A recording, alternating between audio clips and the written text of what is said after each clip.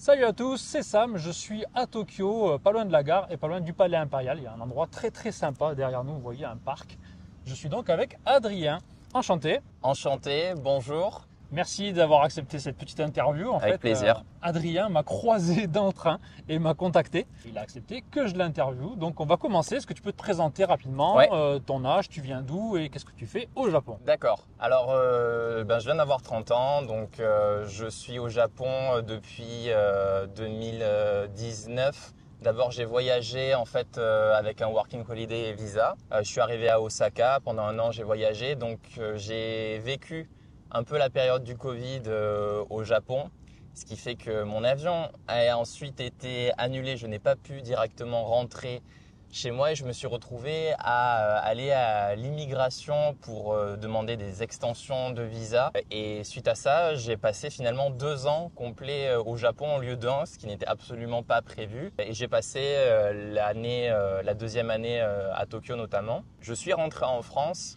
et finalement, donc mon travail d'avant, je ne l'ai pas précisé, mais j'étais ingénieur géologue et je ne travaillais pas du tout dans ce que je fais aujourd'hui actuellement qui est l'enseignement. Et pourquoi l'enseignement? C'est parce que justement la deuxième année que j'ai passée à Tokyo, je l'ai passée dans un café de langue. D'accord. Et donc sur Takada Ando Baba et dans un café où j'enseignais le français et l'anglais à des clients qui venaient. Voilà, c'était du café de conversation assez simple, assez classique. Et je me suis pris de passion pour l'enseignement du français. Et ensuite, j'ai décidé de revenir au Japon. D'abord, j'ai été étudiant, puis j'ai trouvé un visa de travail par la suite en avril 2023. Et je suis donc devenu prof de FLE, donc de français et langue étrangère. Dans une école primaire? Voilà, une école primaire internationale. Et donc la spécificité, c'est que le public d'apprenants, ce ne sont pas des étudiants ou des adultes, mais ce sont des enfants. Ce qui fait que c'est quand même une branche du FLE qui est un peu particulière parce que les enfants, ils ont des besoins différents. Bien sûr. Et c'est pas exactement les mêmes approches pédagogiques, bien qu'il y a des choses qui restent toujours transversales dans l'enseignement des langues. Mais il y a beaucoup de choses à savoir parce que c'est un public avec ses spécificités. Dans ton établissement, c'était vraiment, il y avait seulement de l'enseignement pur ou il y avait d'autres activités? Tu étais en charge de quoi exactement? Donc, j'étais vraiment professeur à temps plein de FLE. J'étais pas ce qu'on peut assister Assistant Language Teacher. J'étais vraiment professeur responsable de tout ce qui concerne l'enseignement du français. On est donc sur des classes entre 25 et 30 élèves avec 45 minutes de leçons, de cours. Il y a un véritable curriculum qui a été discuté par le ministère de l'Éducation japonaise et l'école. Il y a une méthode de français, il y a des objectifs linguistiques, pragmatiques, culturels qu'on doit enseigner aux enfants. Et moi, à titre d'exemple, je faisais parce que j'ai arrêté aujourd'hui ce travail il y a quelques jours de cela, donc j'ai d'autres objectifs, on pourra peut-être en revenir là-dessus après. Mais j'étais sur un rythme de 26 leçons par semaine et les enfants pouvaient avoir jusqu'à 7 périodes par jour, donc pas que le français, bien sûr, tout ce qui concerne les autres matières classiques qu'on peut voir dans une école japonaise. Mais donc c'est quand même un rythme super soutenu pour les enfants, ce qui peut rendre le management de classe assez difficile aussi parce que quand on a entre 25 et 30 élèves, ça bouge. Ça bouge, les enfants ils ont besoin de bouger de leur chaise aussi. Donc c'est pour ça que justement au sein de mes leçons, j'essaye de proposer une approche un peu kinésique, pas juste auditive et visuelle, mais aussi de faire en sorte que l'enfant il apprenne avec son corps. Et c'est quelque chose qui est super important parce que on sait aujourd'hui que l'enfant il apprend beaucoup plus en utilisant son corps que l'adulte qui a d'autres manières d'apprendre. Mais lier le geste à la parole, par exemple, c'est quelque chose de super important pour les enfants et c'est quelque chose que j'ai essayé de faire dans des activités pour répondre à ce besoin qu'ont ces enfants de bouger, par exemple. Voilà. D'accord. Alors pour ceux qui ne connaissent pas trop les écoles internationales, parce que moi, avant d'arriver au Japon, j'en avais vaguement entendu parler en France, mais ça reste assez rare. Ici, c'est assez courant, j'ai l'impression. C'est des écoles qui... Alors, d'après ce qu'il y en a, des écoles internationales françaises, allemandes, purement anglais. Parce qu'on appelle ça international, mais en général, c'est que de l'anglais et du japonais. Dans la tienne, c'était que de l'anglais, c'était que du japonais, que du français, ça se passait comment? Alors, donc c'est anglais, français, japonais et les enfants de la première année, donc ils ont en Itinensei, ils ont 5-6 ans, jusqu'à l'Okunensei, la 6e année, ils ont à peu près 12 ans, ils apprennent l'anglais et le français. D'accord. La différence entre l'anglais et le français, c'est que l'anglais se fait en apprentissage bilingue. D'accord. Dans la mesure où l'anglais est utilisé pour l'enseignement d'autres matières, comme les maths. Donc, ils ont aussi des cours de mathématiques en anglais, par exemple. Il y a aussi la communication avec les professeurs qui se fait en anglais, avec les professeurs étrangers et ou japonais qui se fait aussi en anglais. Les professeurs de français, on est juste 3, ce qui fait qu'il y a moins d'opportunités pour les enfants de pratiquer en dehors de la leçon le français. Et il y a moins d'ateliers, on va dire, en dehors de ces cours. Par exemple, moi je pense on faisait ce qu'on appelle des English break time. D'accord. Et donc les enfants se mettaient par groupe et voilà, ils devaient répondre à une question en anglais et partager leur avis par groupe par exemple. Il y a donc l'enseignement de l'anglais.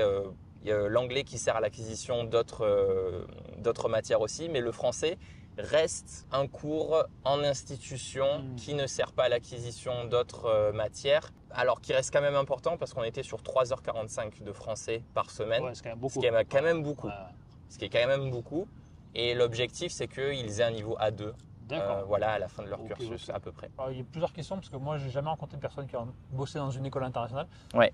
Tes collègues, c'était les profs de français, c'était des natifs ou il y avait aussi des japonais qui faisaient profs de français et les autres profs, ils étaient de différentes nationalités? D'accord. Alors, c'est une bonne question. Il y a plusieurs nationalités. Sur les professeurs de français, donc j'étais le seul français, il y avait quelqu'un d'origine marocaine et une autre personne d'origine tunisienne. D'accord. Mais voilà, qui avait un français comme le mien, je veux dire parfait, sans problème, donc natif. Et ensuite, pour les maths, par exemple en anglais, ou pour les sciences, il pouvait y avoir des professeurs qui viennent des Philippines, russes, américains, anglais. Voilà, et puis en plus des professeurs japonais, ce qui fait qu'il y a un vrai mix de culture au quotidien. Et les enfants qui vont dans ces écoles, parce que les écoles internationales comme ça, c'est très cher. Oui, c'est cher. Donc, c'est cher, oui. Il y a beaucoup, je pense qu'il y a pas mal de familles d'expatriés, parce qu'ils ont des revenus très très importants, mais il y a aussi des familles de japonais normaux, entre guillemets. Oui. Donc, tu avais quelle proportion d'enfants d'origine étrangère et quelle proportion d'enfants vraiment purement japonais? À la louche, je dirais quand même 90% de familles classiques.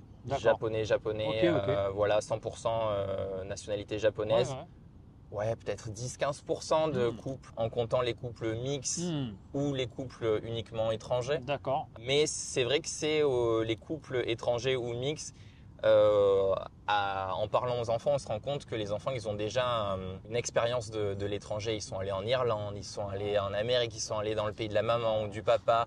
Et donc déjà, ils apprennent, certains d'entre eux, l'anglais en contexte de langue maternelle. D'accord. En plus du contexte en institution. Et quels étaient les bons côtés de ce métier avant de parler des mauvais côtés? Qu'est-ce qui t'a plu dans ce métier? Alors, bon côté, c'est vrai que moi j'adore le jeu et j'ai pris un réel plaisir à créer des jeux pour les enfants tous les jours. L'approche ludique avec les enfants est super importante parce que c'est un public qui a des motivations très différentes de l'adulte, donc qui a des motivations qui sont beaucoup plus extérieures. Il y a l'influence des parents qui est super importante et en fait la pédagogie du prof qui va beaucoup jouer.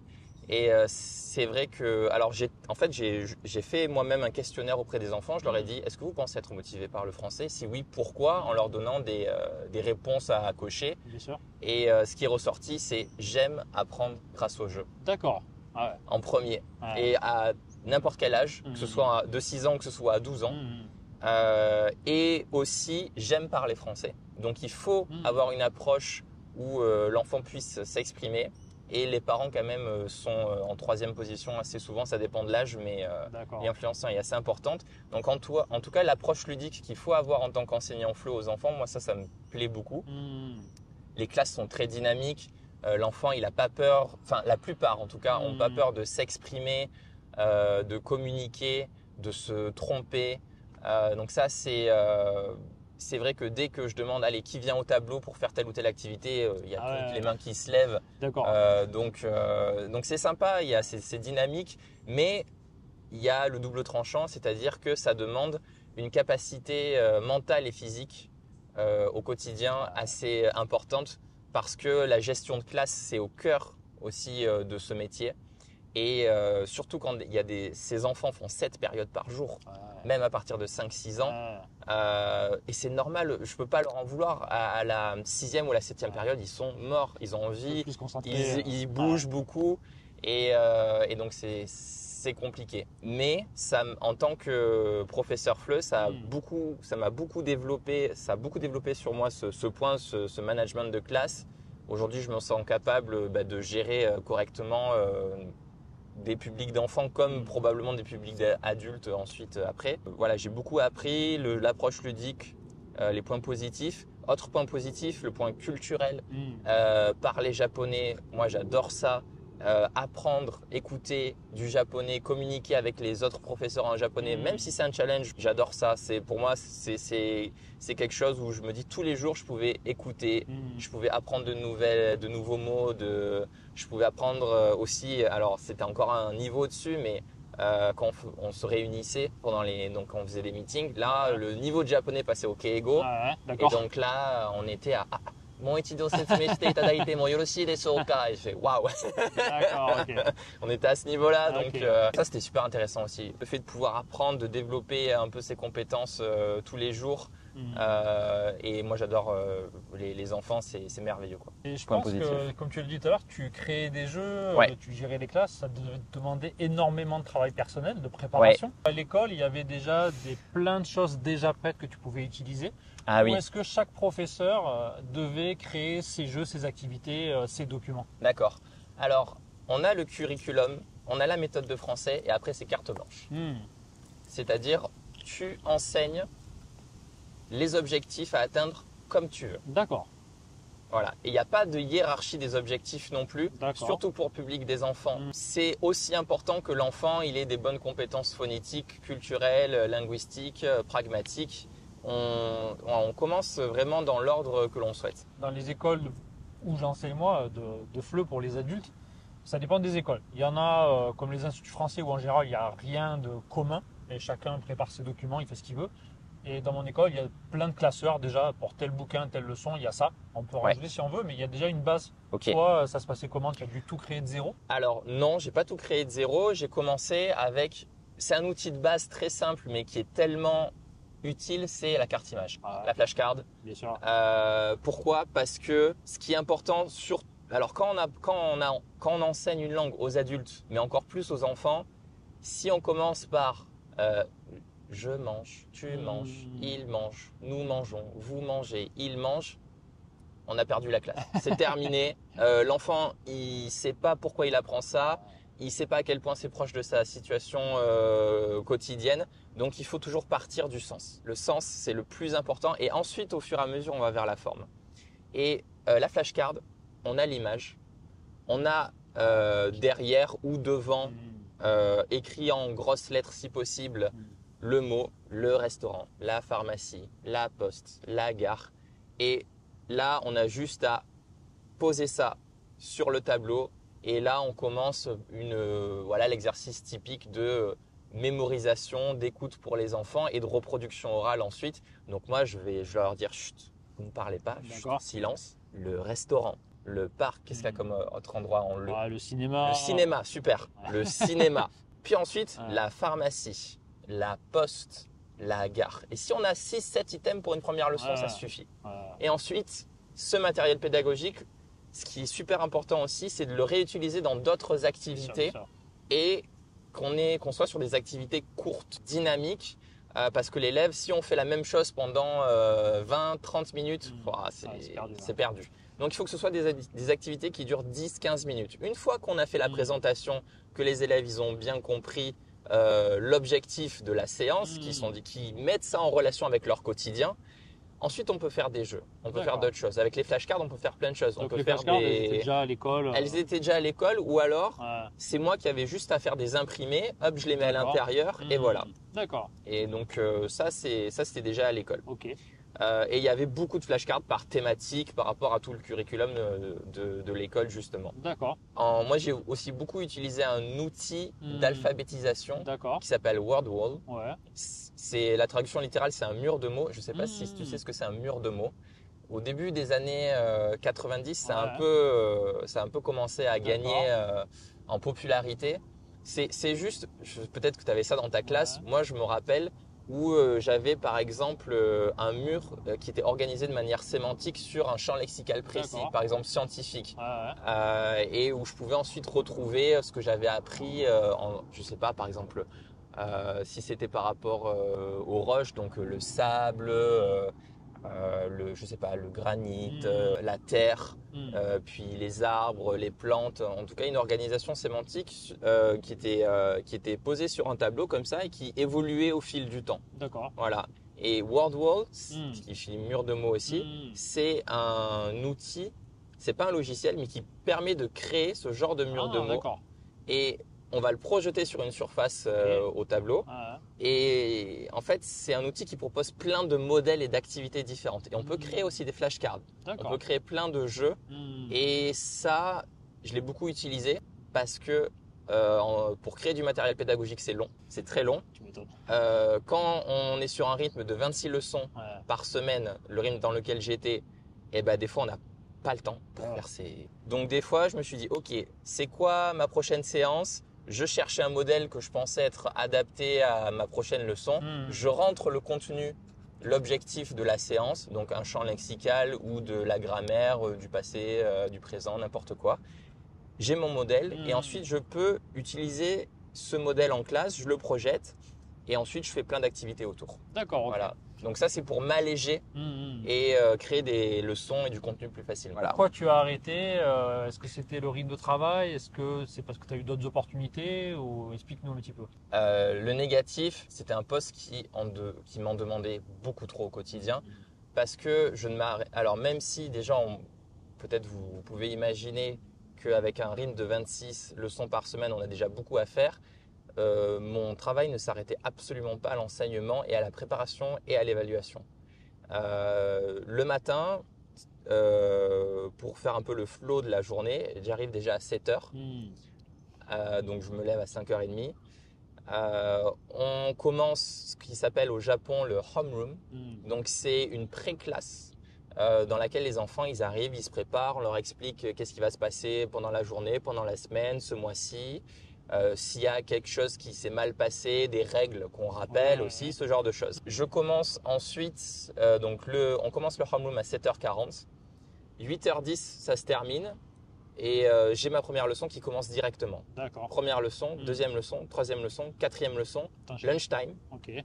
Donc là, pendant le moment où les enfants mangent, on doit les aider. Donc on sert les repas. Ça dure combien le lunchtime ?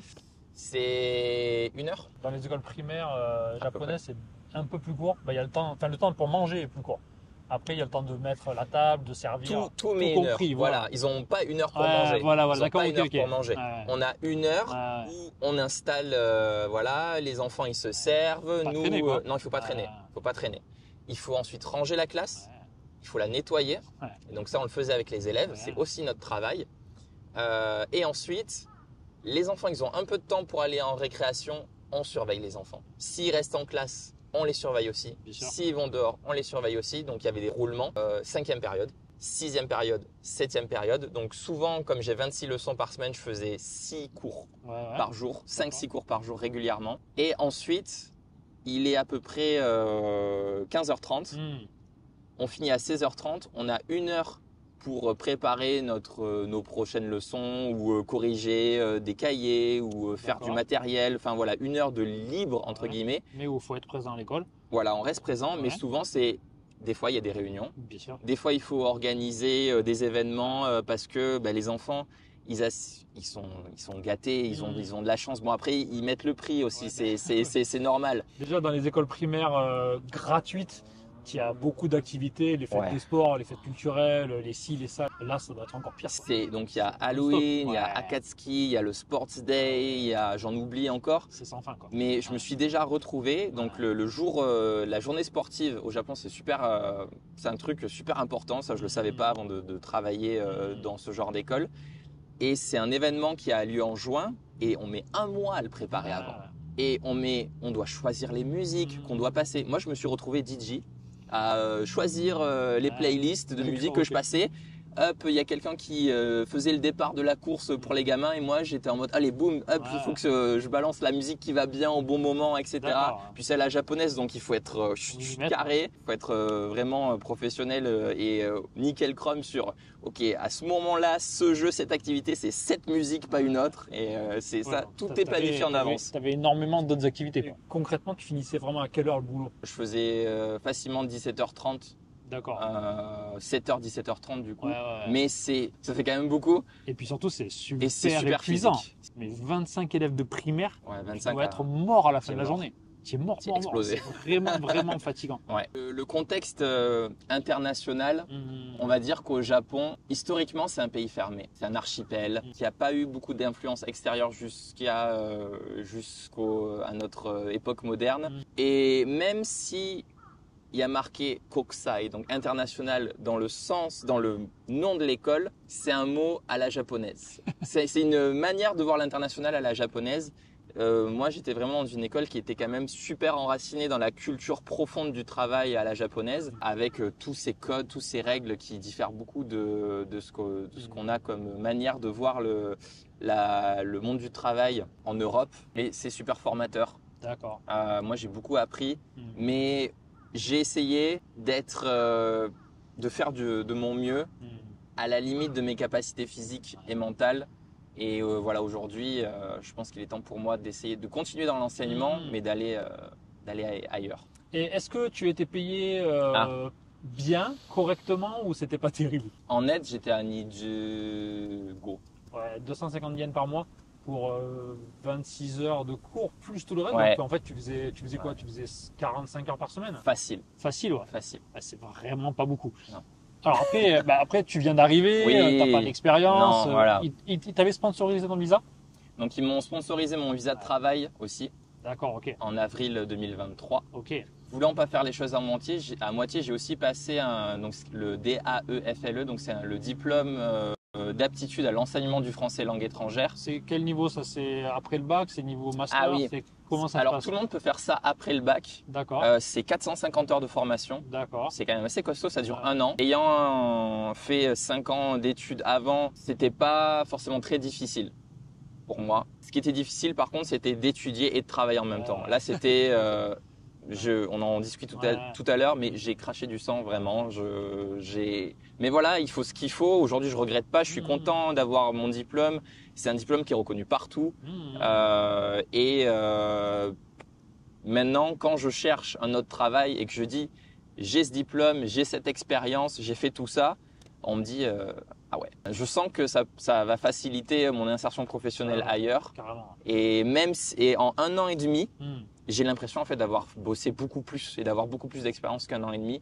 Donc ça c'est positif aussi. Mais faut voir le verre à moitié plein et pas à moitié vide parce que sinon on s'en sort pas dans ce genre d'expérience. Pour avoir ce poste, qu'est-ce qu'il te fallait comme qualification? Est-ce qu'il te demandait justement des diplômes? Est-ce que c'était juste t'étais français, tu parlais japonais, c'est bon?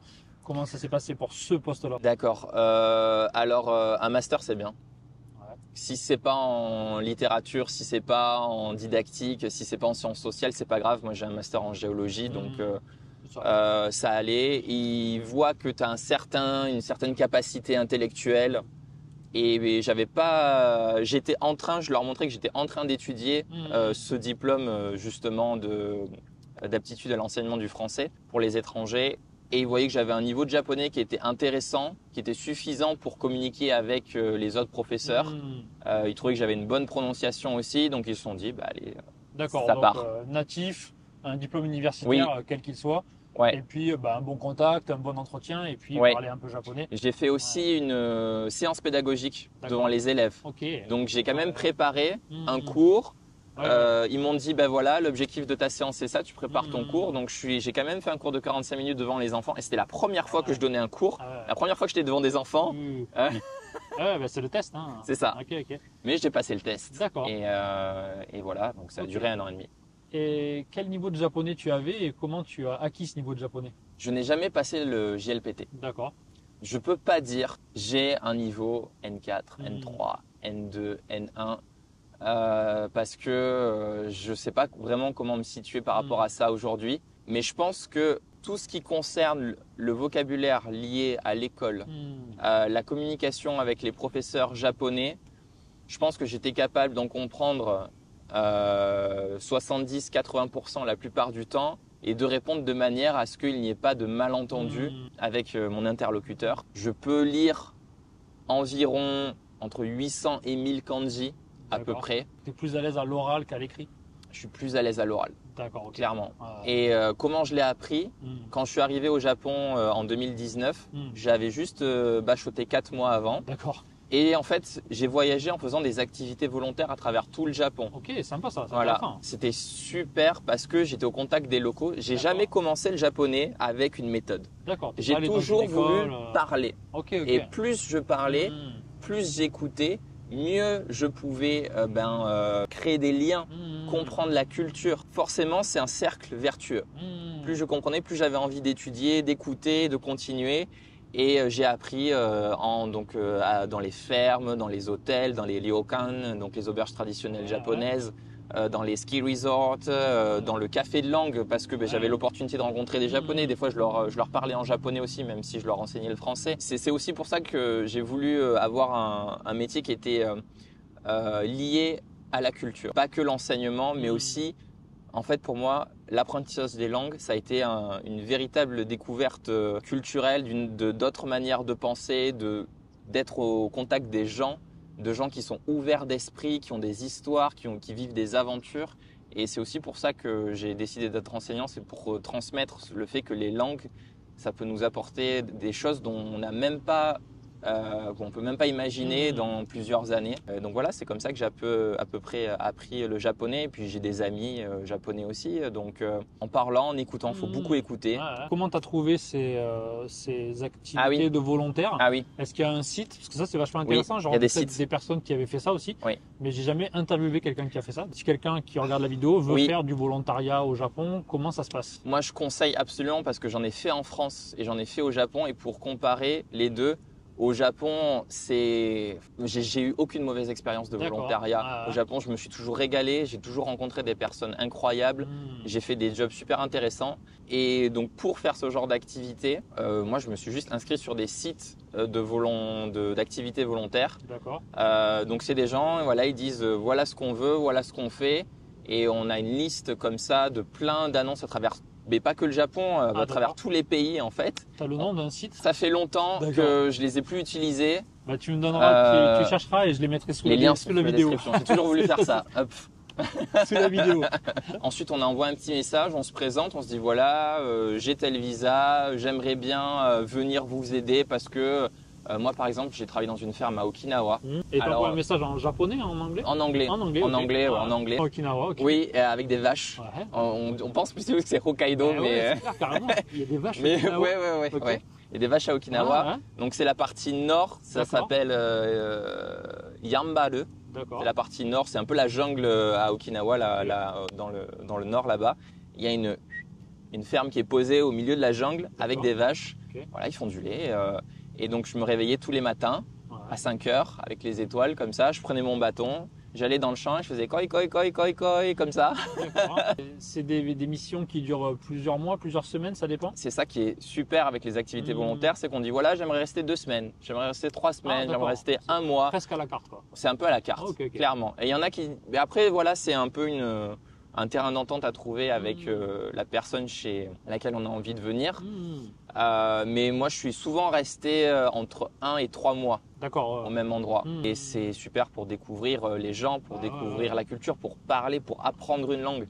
Et c'est beaucoup plus motivant qu'être sur son carnet comme ça. Et en plus, on n'apprend pas du tout la même manière de parler. Là, vraiment en contexte, japonais, on apprend le vrai japonais. Si tu vas à Okinawa, c'est pas le même japonais Non, que c'est vrai, Tokyo. c'est vrai. Si tu passes d'une région à l'autre, C'est vrai. C'est la même langue. C'est vrai. Ouais. D'ailleurs, de Okinawa, après, je vais aller à Hokkaido. Voilà, c'est violent. Ouais. Ok, c'est cool. Dans ces missions, entre guillemets, on va appeler ça des missions, tu es donc t'es pas payé, c'est du volontariat. Mais tu es nourri, logé. Nourri, logé la plupart du temps. Ça dépend le travail. La ferme, j'étais nourri, logé. Okay. Quand je travaillais dans un café de langue, j'étais seulement nourri parce qu'on faisait une douzaine d'heures par semaine. C'était vraiment léger. On s'asseyait juste à table, on attendait que les clients viennent. Juste on discutait et c'était super tranquille. Pour te loger, tu devais avoir de l'argent toi pour payer ton logement. Qu'est-ce que j'ai dit que... Tu étais nourri. Ah, tu étais logé seulement. J'ai dit logé, ouais. Du coup, pour te nourrir, tu devais avoir quand même de l'argent de poche, de l'argent que tu avais préparé de France. Absolument. Donc on peut pas venir de France avec zéro. Non, c'est pas le message. D'accord. C'est pas du tout le message. C'est mieux d'avoir un peu d'argent de côté. Non. Ouais, clairement. Ah oui, clairement. D'accord. Non, mais moi j'ai essayé de vraiment trouver un entre-deux, de pas trop dépenser d'argent pendant mon working holiday, de pouvoir toujours bouger, de pas être sous un contrat où je me trouve un part-time et je me retrouve bloqué avec un contrat, donc je comprends pas trop les choses. Voilà, j'avais plus envie de découvrir à une manière plus tranquille le Japon, de pas trop dépenser en même temps d'argent et d'apprendre des gens, d'apprendre le japonais, une nouvelle culture, etc. Et de pouvoir bouger un peu partout à travers tout le Japon. Donc j'ai pas fait que Okinawa, donc j'ai fait Hokkaido aussi, comme je l'ai dit. Qu'est-ce que tu as fait à Hokkaido? À Hokkaido, j'ai travaillé dans une auberge à côté d'une station de ski. D'accord. Mais c'est vraiment le chalet, quoi. C'était le chalet qu'on pourrait retrouver en France, par exemple. Et comme c'était la période de Covid, il n'y avait pas beaucoup de clients. Il neigeait beaucoup, donc on était à la pelle, on déneigeait, on faisait des petits travaux manuels. D'accord. Voilà. Et dans toutes les missions que tu as pu faire, est-ce que en général c'était plutôt cool ou est-ce que des fois tu étais vraiment exploité comme un esclave? Pour revenir à la ferme, je pense que je faisais quand même une trentaine d'heures par semaine. D'accord, ok. Et normalement, c'est à la limite du légal, je pense, parce que en plus, quand on est en working holiday, c'est un visa qui n'est pas fait pour travailler. C'est un visa qui s'appelle Working Holiday. Il y a une raison précise, c'est que oui, tu peux travailler, mais c'est fait aussi pour découvrir le pays. Et faire plus de 20 heures par semaine, l'immigration, ils aiment pas trop ça. Alors, à partir du moment où on a le visa, on peut faire un peu ce qu'on veut, mais il faut quand même faire attention. D'accord. Oui, à la ferme, je bossais pas mal, mais j'aimais trop ça. D'accord, ok. J'aimais trop ça. Il y avait Oji-san, Oba-san, le grand-père, le grand-mère de la ferme, ils étaient adorables, ils nous préparaient de la super bonne nourriture et il y avait plein d'animaux partout. Moi, je me sentais super bien là-bas. Il y a d'autres boulots où tu n'avais pas grand-chose à faire? Parce que moi, j'ai rencontré un Français qui avait fait ça à Nagano et il m'a dit on bossait 2-3 heures par jour. Après, on allait skier. Alors, comme c'était la période Covid, je me suis retrouvé dans une guest house à un moment et il y avait personne. Mais en fait, c'était pas comme c'était, il y a tout qui s'emballait un petit peu. Ils se sont rendus compte qu'ils devaient fermer. Sauf que j'avais déjà prévu de venir. Mais ils m'ont dit, écoute, viens quand même. Et t'as rien à faire. Tu restes, tu fais un peu de ménage de temps en temps, 1 heure, 2 heures par jour, grand max, et c'est tout. En plein Covid, voilà. D'accord. Donc après, j'ai fait le café de langue à Tokyo, la ferme, j'ai fait un hôtel à Hiroshima. D'accord, ok. Là, c'était juste cleaning de l'hôtel. Le ryokan à Tokushima, l'auberge traditionnelle, où là je servais un peu les repas aux clients qui venaient. On faisait un peu du travaux manuel aussi, et je crois que c'est à peu près tout. C'est déjà pas mal. Ok. Donc une bonne solution, volontariat. Oui. Je mettrai les liens dans la description tout à l'heure. Ok, ça marche. Ok, super. Alors on va changer un peu de sujet. On va parler de ta vie au Japon en général. D'accord. Est-ce que tu as eu de mauvaises expériences au Japon? Est-ce que tu t'es fait arnaquer? Est-ce que tu t'es fait embêter par quelqu'un de japonais? Ou est-ce que tu as eu des soucis avec la police? Je sais pas. Est-ce que tu as eu des mauvaises expériences? Parce que je demande jamais ça. Ok. Mais souvent hors caméra, j'en parle et après ça ressort. Donc je te demande. Ça marche. Non. Ok.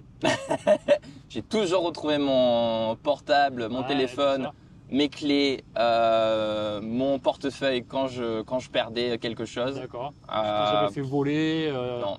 Est-ce que tu as eu des soucis pour te loger? Parce que l'autre fois, j'en parlais avec Elisabeth que j'ai interviewée. Et en fait, hors caméra, on en discutait. Et elle avait eu des petits soucis avec son premier appart. Et est-ce que tu as eu des soucis pour te loger Alors, j'ai toujours, par facilité, j'ai toujours voulu, et parce que j'aime aussi être avec plusieurs personnes en même temps, j'ai toujours visé les share house. D'accord. Maintenant, tu es dans une share house Ouais, aussi? je suis dans une share house aussi. Donc, Et je me dis, quand j'aurai une situation plus stable, où je me dis, ok, là, j'ai un boulot qui me plaît, je sais que je peux rester à long terme au Japon, j'envisagerai l'appartement, mais pas avant. Ouais, donc la share house, c'est vraiment la solution idéale. Ouais. Est-ce que tu as eu une très bonne expérience? Quelle est la plus belle expérience que tu as eue au Japon? Alors j'ai quelque chose qui me vient comme ça, j'en ai beaucoup, mais en fait à la fin de mon... Alors c'était même pas à la fin de mon working holiday, enfin si de ma première année, donc j'ai fait une extension ensuite pour rester un peu plus longtemps parce que c'était la période du Covid. Et en fait j'ai organisé une expo photo à Harajuku. D'ailleurs on y revient parce que tu fais de la photo. Oui, j'ai exposé à Harajuku vraiment juste à côté de la Takeshita Dori. Voilà. Et en fait, tous les gens que j'ai rencontrés au Japon, que ce soit Hokkaido, Okinawa, Tokyo, Shikoku, Hiroshima, enfin je dis tous les gens, mais beaucoup de personnes que j'ai rencontrées sont venues à Tokyo. Et donc tous les gens que j'ai rencontrés se sont rencontrés.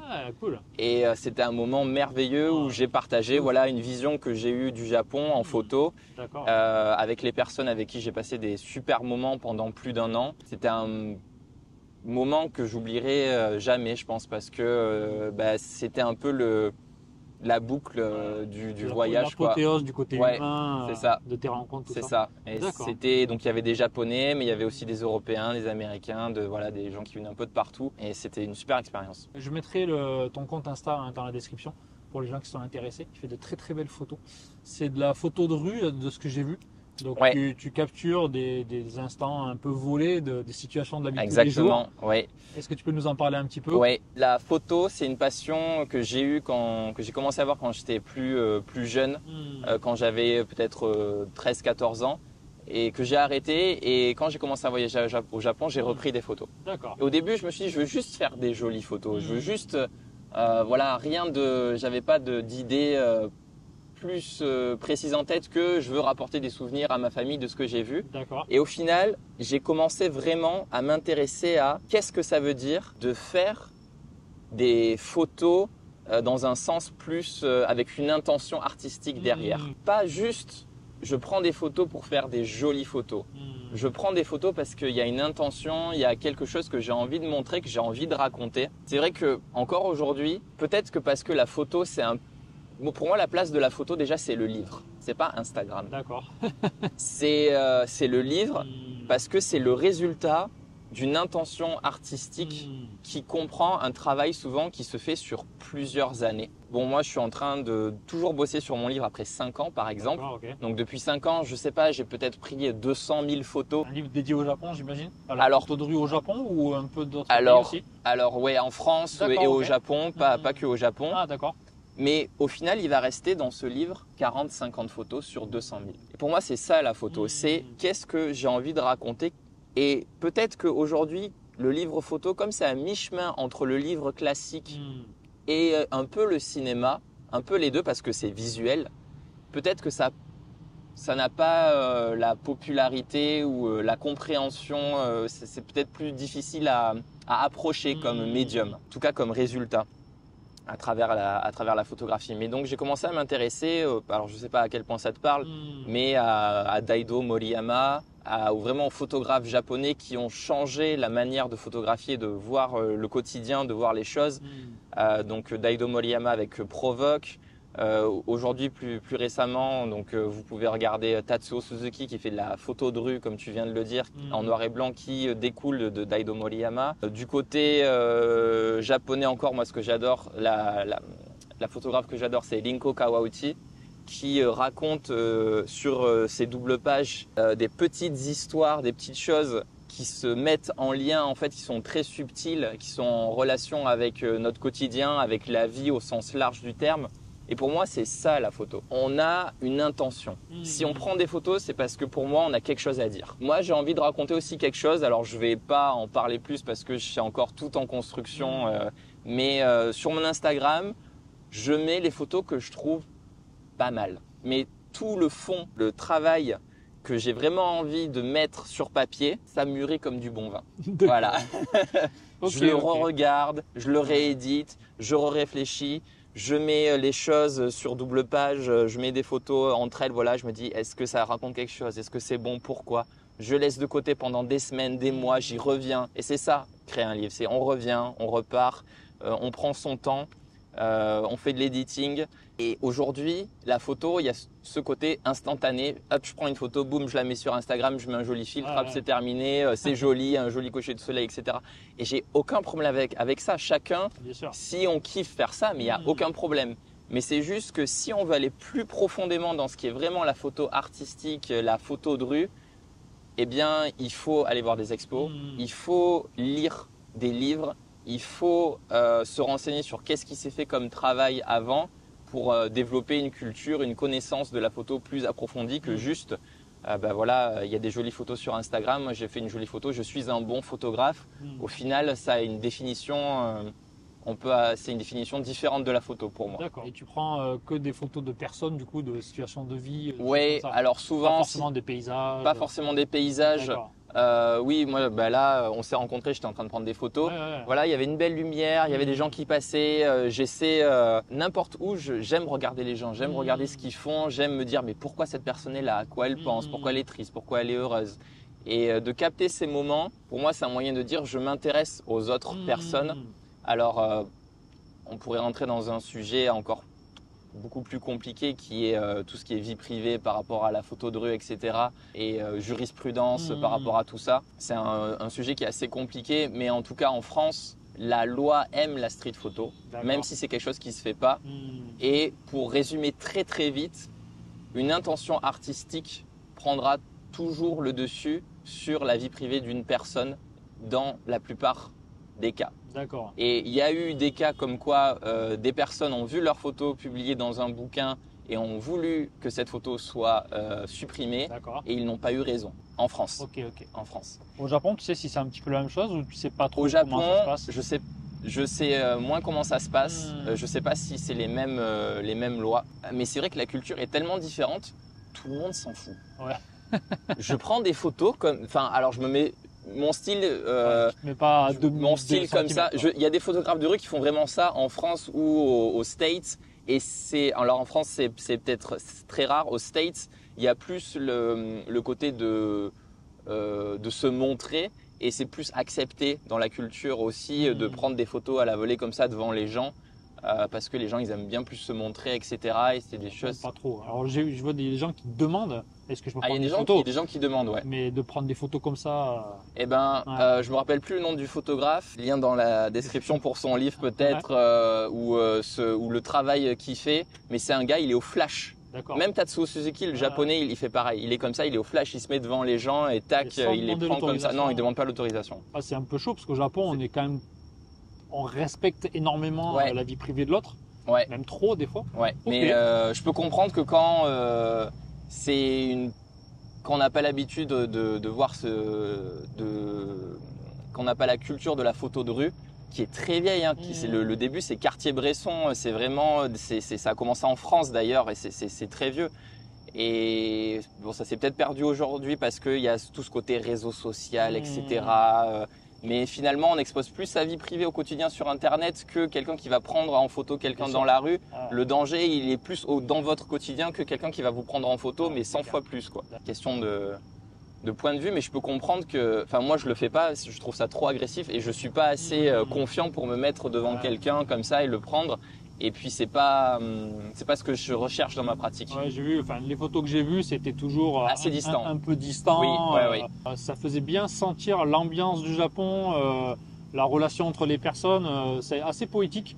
Alors, je suis pas un spécialiste de photos, mais j'ai bien aimé ce que tu faisais. C'est gentil. Ça me rappelle un peu les vidéos de Nico qui est à Kyoto. Je sais pas si tu connais. Je l'avais interviewé. Et il fait des vidéos sur des cafés. Oui. Alors c'est pas le même style, parce que c'est de la vidéo, c'est pas de la photo. Mais c'est toujours assez loin, on voit des gens passer. Et à travers tes photos et à travers les vidéos de Nico, je sens ce calme, ce côté paisible du Japon qui transpire assez étonnamment bien, même à travers les photos. C'était assez sympa. Écoute, ça me fait plaisir que tu ressentes ça parce que c'est un peu la distance que j'ai avec la photo, tu l'as très bien résumé. J'aime mettre l'humain dans son environnement et de questionner la relation qu'il a avec ce qui l'entoure. Et tu as très bien résumé la distance que je pouvais avoir avec mon sujet, c'est exactement ce que j'essaye de faire. On va revenir un peu sur le boulot. Sur prof de français, tu as dit que tu avais passé un diplôme et que ça allait te permettre de faire de nouvelles choses. Maintenant, tu as arrêté l'école internationale. Qu'est-ce que tu vas faire maintenant? Est-ce que ce diplôme t'a permis de trouver de nouvelles opportunités? Effectivement, aujourd'hui, mon but, c'est déjà de changer de public d'apprenants et de me challenger pour trouver un poste ou plusieurs postes en université. Ce qui est assez difficile quand on part de zéro. Heureusement, et ce n'était absolument pas prévu, mais le fait que je voyage partout au Japon avant, en fait, je me suis fait des contacts qui m'ont fait découvrir des personnes qui travaillent en tant qu'enseignant FLE à l'université. Le réseau, je l'ai déjà dit. Mais c'était pas prévu. C'est juste que j'ai été curieux dans mon approche de la découverte du pays. J'ai essayé de toujours rencontrer des gens et ça me sert aujourd'hui. Il y a des personnes qui sont enseignants FLE à l'université qui voient tous les efforts que j'ai faits pendant mon année et demie dans cette école que j'ai quittée, qui ont vu que j'ai passé un diplôme que j'ai réussi avec la mention maximum et parce que je voulais vraiment réussir ma reconversion professionnelle, donc je me suis donné au max pour avoir ce résultat. Et donc forcément, on a une expérience un peu de la culture japonaise dans une école internationale auprès d'un public enfant qui est considéré comme le public le plus difficile pour l'enseignement. Surtout quand on commence en plus, quelqu'un qui a un diplôme, qui a aussi un master, un niveau master, et tout ça, et mon niveau de japonais aussi, ça va m'aider pour trouver une position à l'université. Quand on commence de zéro, comme je l'ai dit, c'est difficile, donc trouver un emploi à temps plein va être aussi un challenge. C'est pour ça que l'objectif, c'est d'abord d'avoir ce qu'on appelle des vacations, donc c'est-à-dire 2 cours à l'université ici, 3 cours à l'université par là, d'accumuler ces cours et d'avoir suffisamment d'argent ensuite pour dire voilà, regardez, devant l'immigration, je gagne cette somme d'argent par mois, je peux vivre au Japon avec ça, je suis capable de m'auto-sponsoriser et à partir de là, je peux avoir un visa de cette manière. Ça va être mon nouvel objectif. Visa, l'auto-sponsor, j'en avais parlé dans les vidéos sur comment immigrer au Japon. Alors moi, je ne l'ai jamais fait, j'ai jamais eu besoin, mais j'ai une ancienne collègue prof de français qui faisait ça. Elle travaillait dans plusieurs écoles et après, elle venait avec tous ses papiers et elle montrait qu'elle travaillait tant d'heures, qu'elle gagnait tant d'argent. Alors a priori, c'est pas écrit noir sur blanc, il faut tant d'argent, c'est un peu à la tête du client, ça dépend des écoles, ça dépend du passif, etc. Mais c'est une possibilité, donc c'est ce que tu vas tenter. Et aussi, il faut rédiger des articles semi-académiques. Alors, pas toutes les facs en demandent, mais 80%, je dirais, demandent des publications. Et tu as publié où et par quel biais? Alors, l'année dernière, en fait, je suis allé à une journée pédagogique du lycée français de Tokyo. D'accord. J'ai discuté avec quelqu'un, j'ai eu son contact Facebook. J'ai vu que sur Facebook, il faisait une demande pour écrire pour sa revue personnelle. J'ai postulé, j'ai écrit un article semi-académique, donc avec des recherches bibliographiques, toute la méthodologie qu'il faut pour publier. C'est passé en comité de lecture une fois, une deuxième fois et ça a été accepté. Ton poste que tu as trouvé, donc c'est une personne que tu avais rencontrée ou indirectement qui t'en a parlé et ensuite tu as passé un entretien? À la fac? Ouais. Oui, c'est donc une personne, une connaissance d'une japonaise à qui j'ai enseigné le français dans le café de langue dans lequel je bossais à Tokyo pendant ma 2e année de Working Holiday, qui m'a dit tiens, je connais une française qui enseigne le français, on va la rencontrer. Elle travaille à l'université, elle a vu toute mon évolution, tout mon parcours depuis. Et donc j'ai de la chance que cette personne elle a des connaissances dans les autres universités parce qu'elle a déjà un parcours professionnel là-dedans. Et souvent, quand elle entend une offre, elle me dit « Ok, Adrien, est-ce que tu veux tenter ta chance à cette offre ?» Et je dis oui, elle me recommande. Donc j'ai de la chance que les offres me viennent sans que je demande quoi que ce soit. Tu me disais que tu avais une connaissance qui te tenait au courant, donc tu as envoyé un CV, tu as passé un entretien, comment ça s'est passé? Alors du coup oui, j'ai eu un entretien, alors est-ce que je peux dire le nom des universités avec qui je passe des entretiens? La première c'était Keio. D'accord, ok. C'était un Zoom et donc le gars m'a dit à la fin, franchement on pense que vous ferez un très bon prof à l'université, mais vous avez besoin de publication. Et donc ça passe pas dans le conseil d'administration de l'université, ça peut pas passer encore. Mais c'est pas grave. Je me suis fait premier contact avec un entretien pour une position en université. Donc c'est normal. Voilà, ça prend du temps, c'est ok. Mais voilà, les questions qu'on m'a posées, c'était très basique finalement. On m'a surtout demandé des questions sur ma formation FLE. Qu'est-ce que j'avais appris? D'accord. Donc là, les sujets tournaient beaucoup plus autour de la didactique des langues. D'accord. Et c'était un entretien en français? Français. Il y avait aussi des Japonais qui étaient là, qui parlaient très bien français et qui me posaient des questions. Okay. Aussi sur, voilà, vous avez enseigné auprès d'enfants, comment vous imaginez l'enseignement auprès d'étudiants? Par exemple, pour vous, c'est quoi les différences? Et puis, donc, j'ai raconté un peu tout ce que j'ai appris dans ma formation, comme je l'ai dit. Mon expérience au quotidien dans l'école dans laquelle j'ai travaillé.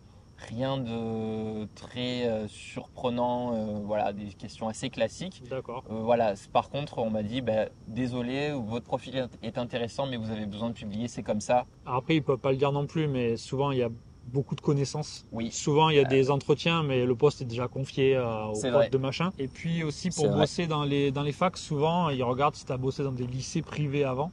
Et ils veulent que tu aies aussi des expériences dans des facs. Donc pour travailler en fac, il faut travailler en fac. Voilà. C'est cool que tu aies eu un entretien. Comme tu as dit, ils te connaissent maintenant. Oui, et voilà. Si à l'avenir ton CV se remplit, tu peux repostuler. Et puis aussi, c'est des gens qui sont présents pendant les journées pédagogiques du lycée français. Donc ils ont vu le réseau. Voilà, il faut entretenir son réseau. Il faut pas hésiter à aller vers les gens. Quand il y a des petits événements français, il faut y aller. Voilà, c'est comme ça, il y a rien sans rien, quoi. Donc tu as passé dans Keio et du coup là où tu vas bosser, c'est où? Et alors là, pour l'instant, c'est pas encore sûr, c'est presque sûr. D'accord.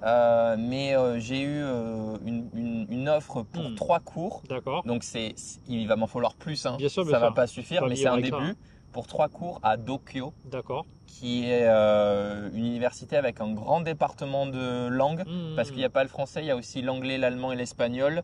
Et ils sont à la recherche de plus de natifs maintenant.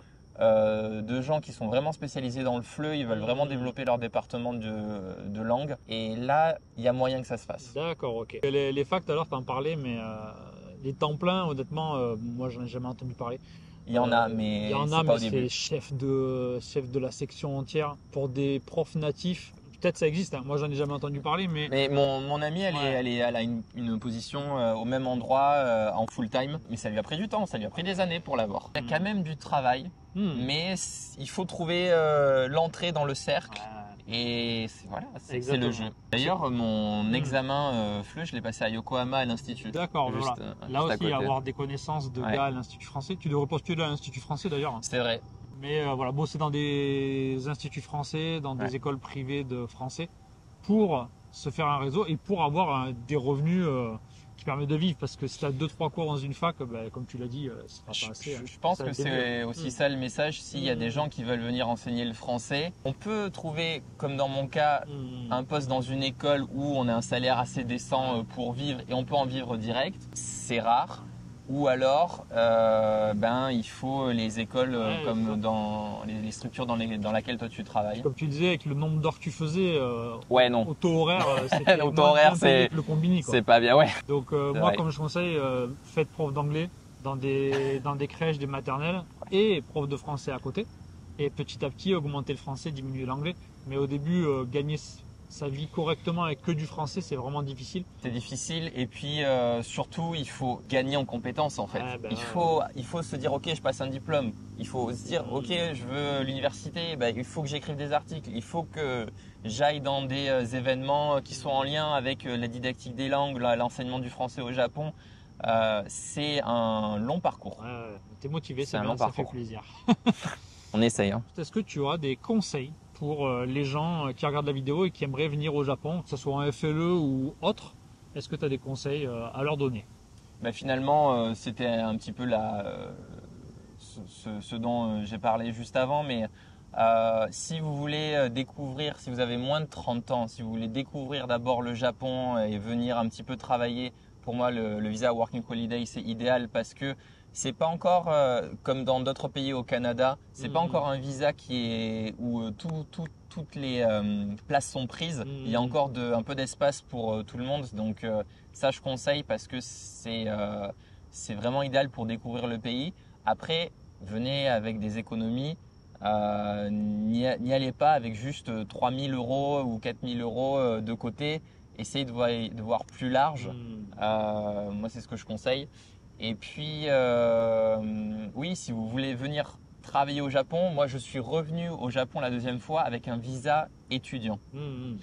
Donc, on peut toujours se dire, même si on n'a plus de 30 ans, même si on n'a pas la possibilité d'avoir un sponsor en France et de trouver un travail en France au Japon, prenez un visa étudiant. Et ce visa étudiant, tu t'es inscrit dans une école de japonais? Oui. Ah, d'accord. Oui, oui. Donc, il y a des écoles de japonais, vous vous inscrivez. Alors, moi, je me suis inscrit pour 6 mois. D'accord. Ça coûte un peu cher. Hein. 3 000 €. 3 000 € 6 mois. Ouais, c'est ça, exactement. 6 mois, 3 000 €. Tu as des cours pendant 6 mois ou tu as juste Non, fait, j'ai arrêté avant, j'ai trouvé un travail avant. Donc, le but caché, c'était de trouver un visa de travail. Et je me suis dit, ok, c'était mes dernières économies. J'ai un peu fait un pile ou face.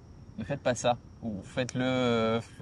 Mais faites attention à votre argent quand même. Mais moi, je me suis dit, comme j'avais déjà des contacts au Japon, même si c'était mes dernières économies, j'étais tellement motivé. Je me suis dit, je vais tout faire pour trouver un travail en moins de 6 mois. Et j'ai trouvé un travail en 2 mois. Mais j'avais déjà un peu des contacts au Japon. J'avais 2 ans d'expérience en working holiday. Je savais où j'allais, donc j'avais pas peur. D'accord. Je me suis dit, je vais y arriver. Je vais y arriver, je connais des gens, j'ai déjà une certaine expérience au Japon, donc ça va le faire. Mais on peut toujours se dire, ok, j'ai plus de 30 ans, ou je sais pas comment me faire sponsoriser un visa de travail de la France. Je fais un visa étudiant. J'étudie le japonais, ce qui est toujours une bonne chose d'ailleurs. Hein. C'est toujours utile. C'est toujours utile. Hein. Donc vous apprenez le japonais et puis c'était quoi, une douzaine d'heures par peut-être 16 heures par semaine. Je crois que c'était 3-4 heures le matin, 5 jours sur 4 ou 5 jours sur 7. Bon, c'est un rythme assez tranquille et donc c'est toujours utile. Et ensuite vous avez du temps pour trouver un travail. Et donc maintenant ton visa de travail, il se termine quand et effectivement. Comment tu vas faire si maintenant tu as seulement quelques heures pour l'instant? Est-ce que tu as quelques mois où ton ancien visa est encore valide? Comment ça se passe? C'est une bonne question parce qu'il faut que j'aille à l'immigration. Ah ouais. C'est tellement récent. Ouais. Mais de ce que j'ai compris, en fait, donc sous les 2 semaines, là, je vais y aller demain ou après-demain d'ailleurs. Je vais aller à l'immigration, je vais leur dire voilà, j'ai quitté mon travail, mais je suis en recherche d'emploi à l'université, je suis en train d'accumuler des leçons, donc il va me falloir du temps. Est-ce que vous pouvez me donner ce temps pour trouver un travail et ensuite changer de visa? Moi, je connais des gens en fait qui n'ont même pas fait ça, qui n'ont rien dit à l'immigration, qui sont restés au Japon avec leur visa de travail et qui n'ont pas eu de soucis même s'ils ne travaillaient pas. D'accord. Donc, je pense que ça va se passer, j'aurai pas de problème particulier, mais il faut que j'aille à l'immigration, que je dise, que je signale que je travaille plus. Parce que normalement, ton entreprise est censée le déclarer aussi. Ouais, c'est vrai. Beaucoup ne le font pas et s'en foutent un petit peu. C'est vrai. Ton visa était valide jusqu'à quand? Mai de l'année prochaine. Ah oui, d'accord. Oui. De la marge. Donc, normalement, ils vont me dire, ok, vous avez jusqu'à la fin de votre visa l'année prochaine ou vous avez peut-être 4 mois. Si il y a une université qui me dit, on vous donne des cours à partir d'avril 2025 et que je leur montre ça, ils savent qu'ils vont mettre l'université dans une condition difficile parce que il y a un deal qui s'est fait entre moi et une université. Et donc, ils savent que si ils me disent ben non, vous rentrez avant, l'université va avoir des soucis pour la position, quoi. Après, je pense que tu le sais, mais mettre toutes les cartes de ton côté, peut-être déjà postuler dans des postes à droite à gauche ailleurs. Oui. Même quitte à faire encore avec des enfants un petit peu d'anglais, 3 heures par semaine à droite, 4 heures par semaine à gauche. J'espère en tout cas que ça va bien se passer. Ça va le faire. Et puis avec ton expérience, je pense tu vas pouvoir trouver d'autres boulots à droite à gauche. Ouais, je ne fais pas trop de soucis. Pour l'instant, je me concentre un peu sur ma santé physique, mentale, je récupère, je me ressource, je regarde, comme on est maintenant dans un endroit super paisible et agréable, je prends le temps de regarder les choses qui m'entourent, de refaire un peu de photos. Profiter un peu de la vie, quoi, parce que pendant 1 an et demi, tous les jours j'ai pensé aux gamins. C'est peut-être dans le guidon. Ah ouais. Merci beaucoup. Merci. C'était super intéressant. J'espère que ça vous a plu. N'hésitez pas à laisser un commentaire comme d'habitude, mettre un petit like. Et puis, si vous venez au Japon et que vous êtes intéressé par des visites guidées ou des soirées franco-japonaises, on en parlait tout à l'heure avec Adrien, il serait peut-être intéressé de participer à certaines soirées. C'est vrai, ouais. Il y aura toutes les infos dans la description, donc n'hésitez pas à me contacter. Merci Adrien. Merci beaucoup. Bon Merci courage beaucoup. et peut-être à bientôt autour d'un verre. Ça marche. Bonne soirée. Ça marche. À Très bien. bientôt. Salut à tous. Au revoir.